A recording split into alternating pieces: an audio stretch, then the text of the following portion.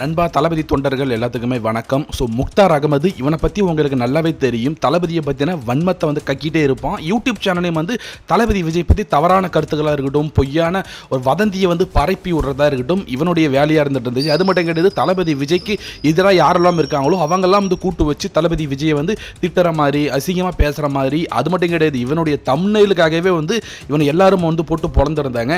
நாங்கள் திமுக ஆளுங்கட்சி தானே, எங்களுக்கு எவனும் ஒன்றும் பண்ண முடியாது, திமுக ஆதரவாக நான் சொம்படிப்பேன், திமுக ஆதரவாக தான் நான் வந்து வீடியோஸ்லாம் வந்து போடுவேன், விஜய் எதிர்த்து தான் அதை பேசுவேன் அப்படின்ற மாதிரி வந்து திமுக ஆளுங்கட்சி இருக்குது அப்படின்ற ஒரு விஷயத்துக்காகவே வந்து தளபதி விஜய் வந்து அவதூறு பரப்பிட்டு வந்துட்டு இருந்தான். ஆனால் அவனுக்கு ஒரு பெரிய செருப்படி அப்படின்றது வந்து தமிழ்நாடு காவல்துறை வந்து கொடுத்துருக்கு. இப்போ என்ன நடந்திருக்கு அப்படின்னா, நம்ம தளபதி விஜய் ஆட்சிக்கு வந்த பிறகு பல அதிரடியான நடவடிக்கைகள் வந்து எடுத்துட்டு இருக்காரு.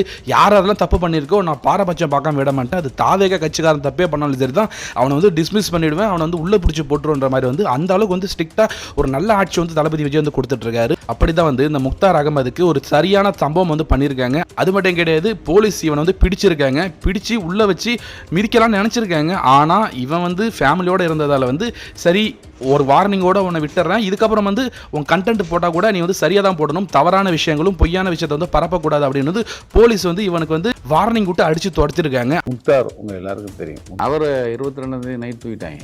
போலீஸ் தான், சத்வாச்சேரி, வேலூர் சத்வாச்சேரி போலீஸ்.